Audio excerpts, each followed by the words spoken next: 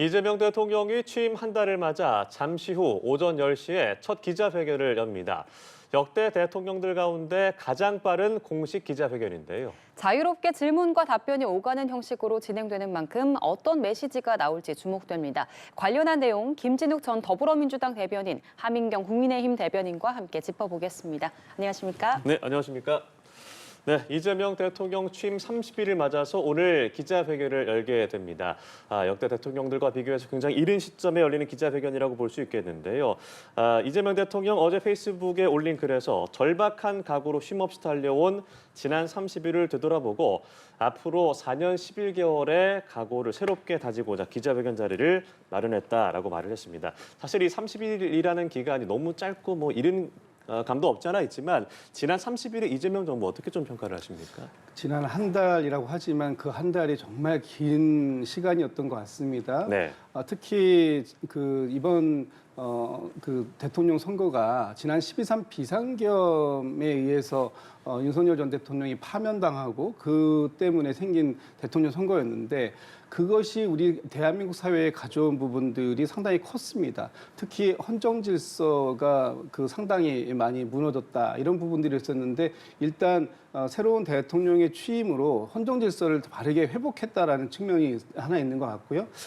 그다음에 민생경제 부분이 굉장히 어려웠는데 이 민생경제 부분에 있어서 빠르게 이걸 회복시키려고 하는 많은 노력들과 조치들이 있었다. 대표적인 게 이제 지금 추경 통과를 눈앞에 두고 있지 않습니까? 네. 이런 것들을 빠르게 준비할 수 있었던 부분이 있었다는 것이고요. 그 사이에 또 여야의 협치 부분에 대해서도 좀 말씀을 드려야 될 것 같은데 네. 대통령이 취임식 하는 날 점심 오찬을 야당 대표들과 함께 비빔밥으로 시작한 것뿐만 아니라 지난 G7에 다녀오신 이후로 여야 특히 국민의힘 지도부 예. 대표님 모시고 오찬도 하면서 예. 실질적으로 많은 성과와 이런 부분들에 대한 대화를 나눴고요.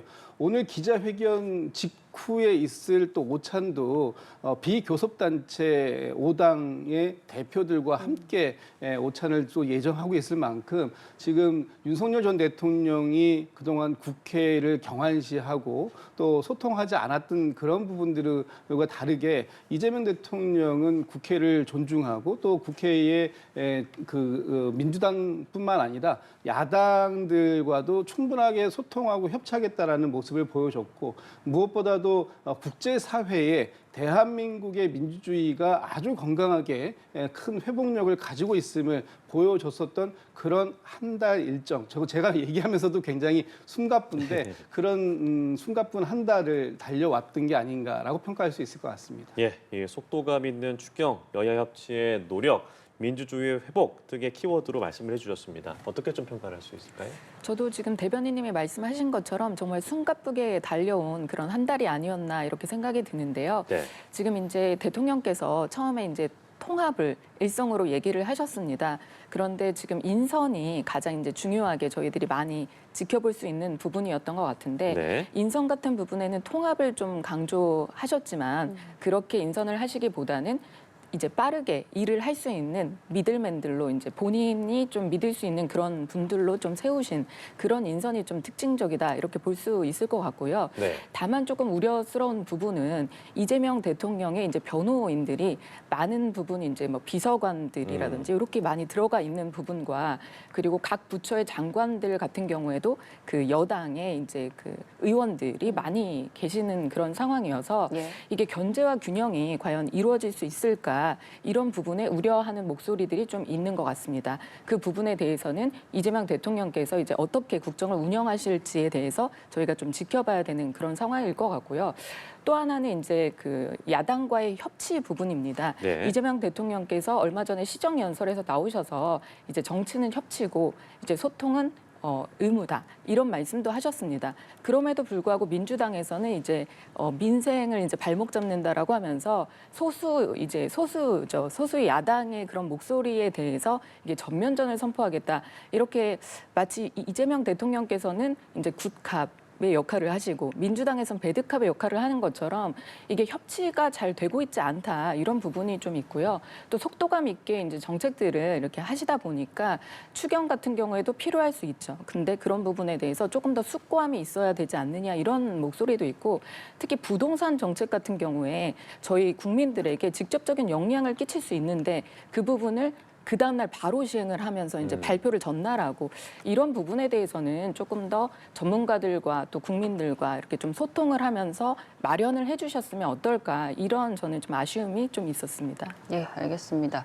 이 역대 대통령들이 취임 100일 전후로 기자회견을 열어왔던 거에 비하면 상당히 빠른 시점인데요. 자유롭게 둘러앉아 토론하는 타운홀 미팅 방식으로 질의응답 역시 사전 조율 없이 이루어지게 됩니다. 이 회견 시점과 그리고 형식이 갖는 의미는 어떻게 보십니까? 일단 회견 시점을 먼저 말씀드리면 역대 대통령들이 보통 100일 즈음해서 기자회견을 가져오셨던 것이 일반적인 상례였습니다. 네. 물론 이제 100일보다 훨씬 늦게 하신 분도 계시지만 이재명 대통령 같은 경우에는 평소에 국민들과 직접 소통하는 것을 굉장히 중요하다라고 얘기했고 지금도 SNS에 매일매일 많은 그 소통의 글을 올리고 계시는데 아마도 취임 30일 다른 정부의 출범과는 다른 출발을 했기 때문에 아무래도 국민들께서 지난 6개월의 비정상적인 상황들을 어떻게 극복해 나가고 있는지에 대해서 굉장히 궁금해하실 부분이 있다. 그리고 이재명 대통령이 갖고 있는 국정 철학이라든지 국정 방향을 어떻게 지금 만들어가고 있는지에 대해서도 상당히 궁금해하실 것 같다. 이런 부분들에 대한 답변을 언론이 묻고 국민께 답하다라는 형식으로 이제 말씀을 드릴 것 같고요. 오늘 타운홀 미팅 방식이라고 합니다. 뭐 그동안도 지금 자료 화면에 나오는 것 같이 그 타운홀 미팅이라는 것은 격이 없고 격식이 없는 그래서 누구든지 묻고자 하는 것을 묻고 질문하고 그 답변을 듣고 또 추가적인 질문까지 이어지는 아주 자연스러운 형식을 취함으로써 그동안 일방적으로 한 사람 한 사람에게 기자 한 사람이 답하면 그걸로 끝나는 묻고 답하는 게 추가적인 질문 답변 이런 것이 없는 상태에서 끝나잖아요. 그러다 보니까 심도 깊은 어떤 질의가 이루어지지 못했다라는 아쉬움들이 있었던 부분이 있는데 오늘의 형식은 아마도 그 언론인께서 질문을 하고 대통령께서 답변하시면 거기에 대한 추가적인 질문도 한두 차례 더 이어질 수 있는 그런 상황이 되지 않을까라는 생각이 듭니다. 그래서 네. 오늘 아까 보니까 뭐 민생 또 경제, 사회 문화, 기타 이런 식으로 큰 대주제는 정해져 있지만 그 안에서 어떤 질문들이 어떻게 나올 것이고 또 그 질문들에 대해서 어떤 대통령의 답변이 있을 것인지 하는 부분은 이제 지켜봐야 될 대목인 것 같습니다. 예, 이재명 대통령의 뭐 적극적 소통 의지 그리고 심도 깊은 대화 의지가 담겼다고 보셨는데 어떻게 보십니까? 저도 그렇게 생각합니다. 이제 상당히 취임 30일 만에 기자회견을 하는 것은 바람직하고 되게 좋은 일이다. 저는 그렇게 말씀드리고 싶고요. 네. 이제 기자님들께서 많이 준비를 하셨을 것 같고 또 이재명 대통령께서도 많이 준비를 이제 오늘 기자회견을 앞두고 많이 준비를 하셨다 이렇게 말씀을 하시는데 아마도 이제 쟁점별로 주제별로 이제 질의를 하는 그런 시간이라고 하니까 특히 이제 제가 아까 말씀드렸던 부동산 정책이라든지요. 또 아니면 추경에서 이제 앞으로 그러면 민생이 어떤 방향으로 이제 잘 잡혀 나가는가 그런 부분에 대한 질문도 있을 것 같고요. 특히 이제 내각 인선 같은 경우에 김민석 이제 총리 후보자 단독 인준한다 이런 부분이 이제 뭐 내일인가요? 이렇게 얘기가 되고 있는데 이 부분에 대한 질문도 분명히 있을 거라고 생각하고요. 또 이재명 대통령께서 거기에 어떻게 답변하실지가 앞으로 이제 쭉 있을 여러 장관들에 대한 뭐 이해 충돌이라든지 문제들이 상당히 많은데 그 부분에 대한 인사청문회가 과연 통과 의례로 치러지지 않고 제대로 될 수 있을지 그런 방향키가 될 것 같아서 그 부분도 좀 주목이 되고요. 또 현재 외교 관련해서도 이제 아직 저희가 동맹 관계에 있는 이제 국들을 잘 만나지 못했던 그런 부분은 시간이 짧다 보니까 그럴 수 있을 것 같고요. 그리고 또 이제 뭐 중국과 이제 러시아와 북한과 뭐 이런 관계들에 대해서도 좀 주목해서 이제 외국에서도 저희 많이 집중해서 하는 것처럼 아마 기자님들께서 많이 준비하신 만큼 저희도 국민도 지켜보겠습니다. 네, 이재명 대통령은 뭐 어제 공식 일정을 잡지 않고 이 대국민 메시에 대해서 준비를 한 것으로 보여지는데 말씀을 하셨습니다만 이제 질문될 것들이 어떤 내용일지는 대략적으로 저희가 예상을 해볼 수 있을 것 같습니다. 그러니까 모두 발언을 하고 질의응답을 거치는 과정을 통해서 이재명 대통령에 나올 메시지, 그러니까 국민들이 기대할 메시지 어떤 게 좀 있다고 보시는지요? 그러니까 이재명 대통령께서 이제 얘기하시는 게 가장 처음 이제 통합과 그리고 또 협치입니다. 그래서 그런 부분에 대해서 강조해서 말씀을 하실 것 같은데 네. 지금 이제 더불어민주당 같은 경우에는 그런 대통령이 말씀하시는 그 기조와는 전혀 반대 방향으로 지금 달려가고 있는 것이 아닌가 이런 생각이 들거든요. 그래서 대통령께서 이 부분에 대해서 이제 뭐 각자 국회에서 해결할 몫이다 아니면 뭐 장관이 알아서 이제 해결할 몫이다 이렇게 얘기를 하고 계시지만 그래도 대통령이시기 때문에 국민들이 바라보는 이제 대통령께서 조금 해결의 의지를 가지고 해결을 해주실 수 있는지 그 능력도 저희가 보고 있다. 이런 부분 말씀드리고 싶고요. 아마 그런 부분까지도 이재명 대통령께서 준비하시지 않았을까 이런 생각이 들고 준비를 하셨으면 좋겠다. 이런 기대감도 가지고 있습니다. 네, 이재명 대통령의 입에서 나올 만한 기대할 만한 메시지 어떤 게 좀 있다고 보세요? 일단 뭐 대통령께서 30일 동안 국정을 운영하는 과정 속에서 느끼셨던 소외들이 좀 있을 겁니다. 특히 지금 내각 구성이 전혀 이루어지지 않고 있는 부분들. 그래서 소위 동거정부라고도 하기도 하고 뭐 적과의 동침이라고 하기도 하는데 예. 지금 국무회의가 윤석열 정부 때 임명되셨던 그 국무위원들과 함께 지금 계속해서 회의가 진행되고 있는 과정들 속에서 당신께서 느끼셨던 어떤 소외들을 좀 솔직하게 말씀하시는 자리가 있을 것 같고요. 네. 앞으로 이제 국정의 운영 방향을 어떻게 가져갈 것인가, 특히 가장 중요한 게 민생 경제를 빠르게 회복시키는 부분, 이 부분에 대한 대통령의 철학이 어디에 담겨 있을까 하는 부분을 이제 말씀 주실 것 같고요. 아마 이제 언론인들께서는 지금 가장 뜨겁게 달아오르고 있다라고 하는 부동산 문제라든지 아니면은 주식 그 시장에 대해서 또 뭐 주가 5천 시대 뭐 이런 여러 가지 것들을 말씀 주시고 있고 또 특히 지금 이제 국회에서 오늘 내일 중 처리가 예정되어 있는 뭐 상법 개정안이라든가 이런 네. 부분들에 대한 관심들도 많이 가지실 텐데 아마 그런 부분들에 대해서 대통령께서 지난 이 선거 기간 중에 당신의 공약으로 말씀하셨던 것들이 지금 어떻게 국정에서 준비되고 있는지 이런 부분들을 좀 소상하게 말씀하실 것 같다는 거고요. 외교안보적으로 보면 아직까지 뭐 트럼프 대통령을 만나지는 못했습니다만 트럼프 대통령과 지금 그 이 한미 이 관계 이런 여러 가지 것들이 정말 잘 준비되고 있고 또 조율되고 있는 부분들도 국민들께서는 궁금해하실 것 같고 특히 당장 이제 다음 주에 관세 유예 기간이 끝나는데 예. 그렇게 되면은 그 이후에 정부의 대응 준비가 어떻게 되고 있는가 이런 부분들도 아마 오늘 질문에 나올 수 있는 부분 같습니다. 그런 네. 부분들까지 잘 말씀을 주시지 않을까. 그래서 저도 어떤 말씀들을 구체적으로 주실지는 모르겠습니다만 오늘 말씀 주실 여러 가지 것들이 앞으로 지난 30일뿐만 아니라 이제 이재명 정부의 국정 방향이 되기 때문에 그 방향에 대해서 굉장히 궁금해하시는 분들이 많아서 저 역시도 잘 지켜볼 생각입니다. 네. 저희가 조금 전에 들어온 소식이 있어서 전해드리도록 하겠습니다. 김건희 여사 의혹을 수사하고 있는 민중기 특검팀이 오늘 오전에 삼부토건 등 회사 및 피의자 등에 대한 압수수색을 개시했다는 소식이 조금 전에 들어왔습니다. 어제 현판식을 가진 김건희 특검 수사 개시 하루 만에 강제 수사에 착수한 건데요. 저희가 자세한 내용은 들어오는 대로 전해드리도록 하겠고요. 저희가 원래 준비된 질문들이 있었는데 그럼 이 질문을 먼저 좀 드려보도록 하겠습니다.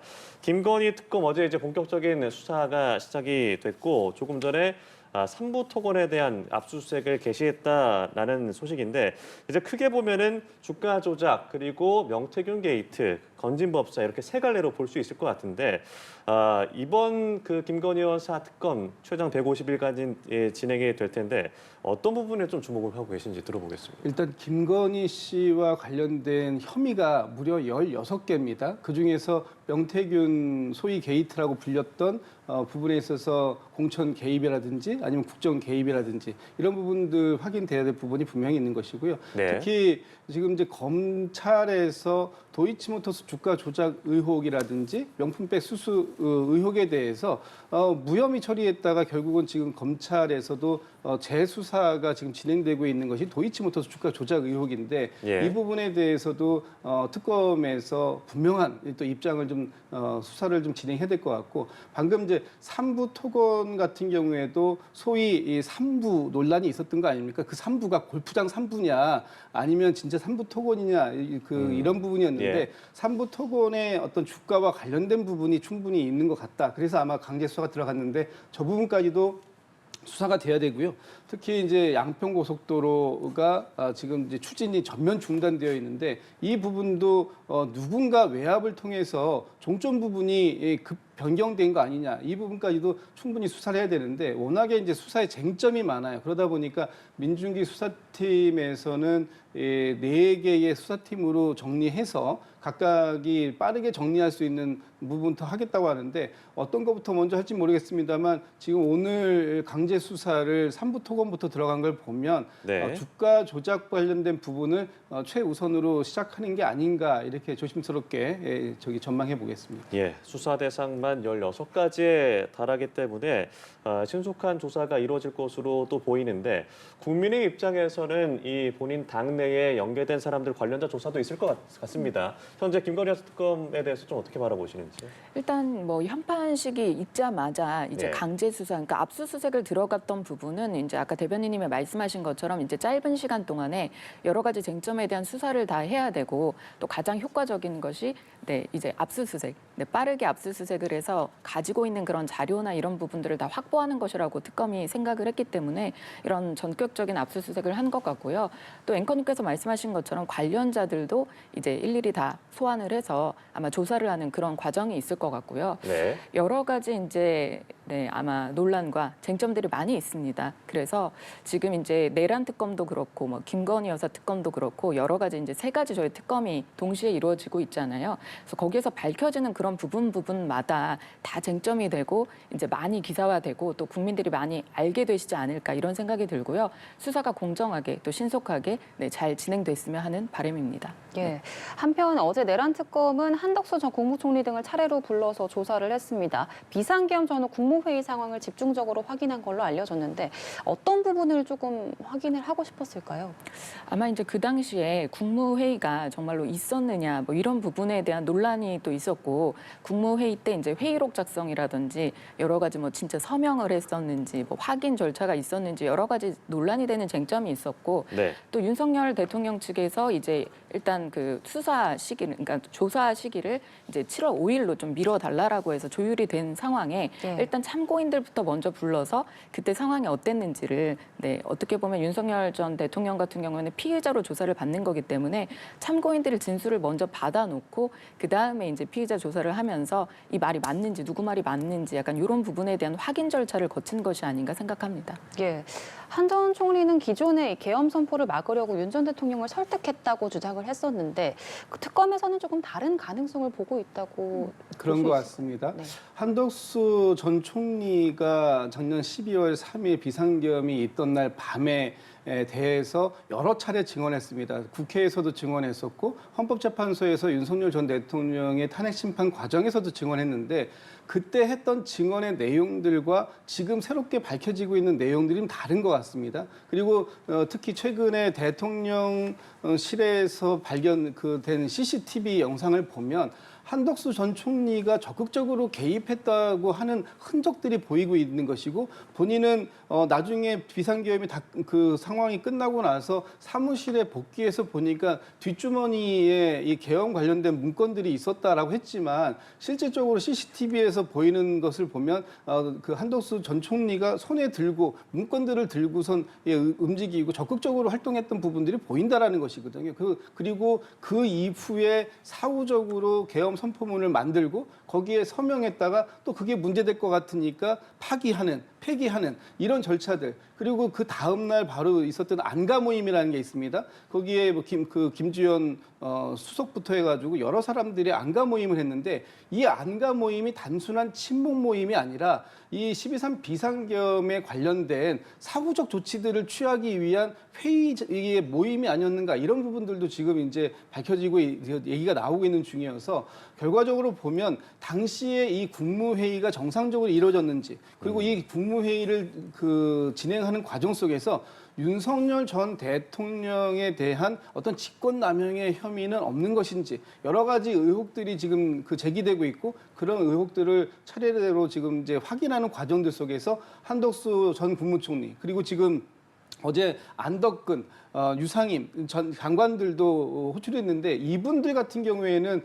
당시에 처음에 비상계엄을 선포하기 위한 국무회의에는 참석하지 않았어요. 그 이후에 이루어졌던 비상계엄을 해제하기 위한 국무회의에 참여하는 과정 이런 것들까지 면밀하게 전후를 다 지금 조사하고 있는 것으로 봐서는 이 부분에 대한 위법성 여부도 수사의 하나의 큰 핵심 줄기가 되지 않는가 이렇게 보고 있습니다. 네, 윤석열 전 대통령 이번 토요일 오전 9시에 다시 내란 특검에 출석을 한다고 하니까 직권남용 권리행사 방해에 관련해서 집중된 조사가 이루어지지 않을까 싶습니다. 저희가 지켜보도록 하겠고요. 지금까지 김진욱 전 더불어민주당 대변인, 하민경 국민의힘 대변인과 함께했습니다. 고맙습니다. 고맙습니다.